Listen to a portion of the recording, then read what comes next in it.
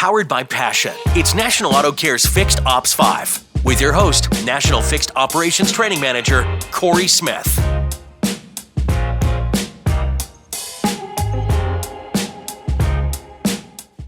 Welcome to the Fixed Ops 5 podcast. I'm your host, Corey Smith. Alongside me is a very special guest, well-renowned national service trainer, Cindy Lawrence. Cindy, thanks for being a part of the show. Thanks for having me, Corey. It's a pleasure being here. Well, I really appreciate you taking the time out of your busy schedule to be a part of this episode.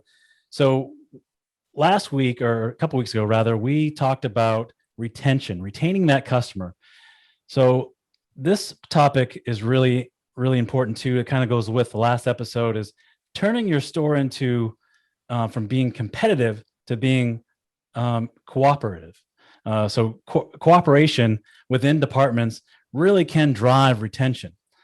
And what I mean by that, marketing to customers that already know, love, and trust you, that's really easy. That's the most cost-effective marketing you can do to engage that customer. They already know, love, and trust you. Having that blanketed marketing campaign send off to the general masses can be pretty expensive. While it doesn't completely replace campaign targeting toward new customers, it can certainly produce a much higher ROI. This begs the question, if retention is so important, why do so many stores have a disjointed departments? They aren't officially working together as a whole towards that common goal. Well, for many years, Corey, the service department is almost broken down into silos. And the silo will be the service department, sales department, parts, and maybe even the techs. So the key is really bringing them all together so that they all work together and they all see the customer as the common goal. And teamwork will get us there. Oh, I really like that. That's a great answer. So what is one thing that the dealership can do to accomplish this? So I think it all starts with a great onboarding process, right? I'm a new hire. I come into your dealership. What do you do to make sure that I feel welcome from the start and get me engaged to a culture that you want your customers to experience? That training can be from the manufacturer. The training will be from your HR department, but it also can be just training from your fellow associates. And what do you mean by that? I'd like to see you go a little deeper on that. So with your fellow associates, I think it's a great idea that each new hire spends a little time in every department. So if I'm a service advisor, I need to go and work in the cashier's office. What does it feel like to be a cashier and a customer come up and you don't have the paperwork ready? How do you feel? The frustration level, right? Go to the car wash. Understand what it means to wash cars 8 hours a day in the heat. Maybe a tech, right? We all think it's just 2/10 for a set of wiper blades, but what does a tech go through to be able to install those 2/10 wiper blades? Do they pull the keys? They go to the parts department, etc., right? So put yourself in their shoes. And if you take an advisor and you move them through all those positions, there's two things that are going to come of that. One is I'm going to get to know all the personnel in a little bit of a less stressful, I need it now environment. And then I'm going to learn what they go through. And then I'll be a little bit more empathetic of what they're going through. So you're almost making, so the new hire gets hired. It's a 2 or 3 week process. They're kind of jumping around to these different departments, learning the pain points, learning what it is to be in that other person's shoe. And it really, at the same time, it's bringing the team together, right? If you're an F&I and I am a new hire for service, but I come sit in your office to learn what it is to spin a deal or what kind of process that is, you and I become friends in that time frame because we're trying to get to know each other as well. Absolutely. And you can make this process really fun for an advisor.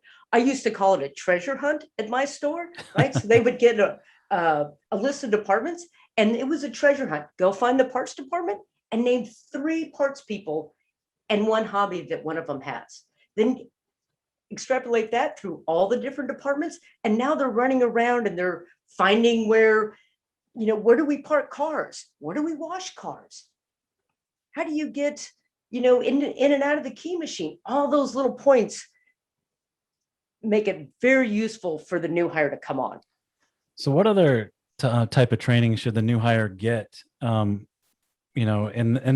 this kind of brings back that whole thing of, like you said before, taking those three different entities, parts, sales, service, making them, be one unit, one team, if you will, bringing on someone new to that family. What other training other than meeting everybody? What else should they have? What else should that new hire have that will help retain that customer to keep coming back? So with the onboarding, we can increase that to maybe team building, right? So maybe your whole store gets together once a month for a lunch, or maybe a certain department, and they build on their foundation of friendship and their outside work before we get into the nitty gritty of, trying to run around and satisfy a customer's needs. Right. Have you ever done anything when you ran departments of one thing that you guys did for team building? Well, actually, I took one of my favorite hobbies, which is soap making, and I brought all my supplies to the dealership. And then it was a voluntary project, right? So I invited cashier, service advisors, drivers, and even technicians. What we did is after work, we got together, we turned on some music, we started making soaps. Sounds complicated, but it's really just a couple of minutes in the microwave, sloshing some soap around into a nice dish. And then after we finished all these wonderful handmade items, we wrapped them up, we put them in a nice little basket that we decorated. And then I sent the team out to go distribute those gifts as a holiday treat. That's very cool. So some other things that might help, that new hire. And again, we're talking about retention and keeping that customer coming back. In your mind is process, right? If we don't have a process, even if it's in your head, shouldn't it be written down? Or am I wrong in saying that? Corey, I 100% agree with you. My saying is, if you don't have a written process, you don't have a process. And process are very good, right? It's something, if I'm in a service advisor and I do this by the process, then I can hold this up and I feel like I've done exactly what needs to be done, and I can justify that. Without a process, then it becomes argumentative of who is right and who is doing the wrong actual process. And then from there, you can hold them accountable, saying, "Hey, this is a training, exercise. This is what you missed. I want to make sure you don't miss that again." Right. So that having that process written down is very key for that new person. And again, it brings down their anxiety. My other thing would probably be having an opcode, an opcode list that the new advisor can have, so that customer isn't waiting around with the new person trying to figure out how to write up a repair order, right? Oh, or even Corey, or even you a are menu. spot on that. I think advisors should get things like Opcode List. Believe it or not, let's talk about a current phone list. How many times have you walked into a dealership and seen a phone list and it has more scratch offs than the lottery, right? So, we got to think about those tools. You get a customer that calls in and you've got a new employee doing their best that tells a customer that person doesn't work here. Yeah. Right. Not a good feeling, and the customer won't come back. So you're spot on. I think the customers these new customers that are coming into the stores are willing to pay more money for a better experience, like what they get at the Ritz-Carlton, what do they get at Disney or Amazon. So, we're almost out of time here, Cindy, and I really appreciate this topic. But what are 3 key takeaways that the advisor that's listening, or a manager that's listening, or even our dealer agents that are listening, that we can give them, that they can leave listening to this podcast going, okay, I can do that. I can watch out for that. So with all of these 3 positions and almost any other position in the dealership, I would say 3 things. Back to my written process. Everybody knows the written process and knows what to expect or not expect. Team building. There is nothing better than a great team, and every customer will know a great team. And then the last one is be respectful, right? So put yourself in somebody else's shoes. If I'm an agent out in the field and I'm knocking on dealerships' doors to try to implement this extended warranty into their stores, what do they go through? How can I help them?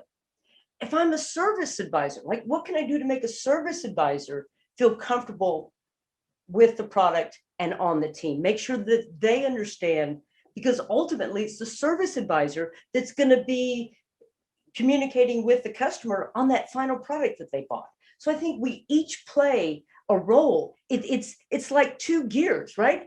We'll go a little bit of shop talk here. You got a rear differential. Those gears have to mesh, and they have to mesh perfectly. Oh, I love that. Tooth can really put a whole wrench in the system, right? I really like that. For more information, my email address is csmith@nationalautocare.com. If you have any questions or if you want to be a guest on the show, please reach out to me. In our next episode, we'll detail how ensuring that your F&I department and your service department are on the same page and how that can increase customer satisfaction and retention. Cindy Lawrence, great job. I really enjoy you being a part of this episode. You do a wonderful job training. Keep up the good work. And I'll ask this question like I do every guest. Will you please come back?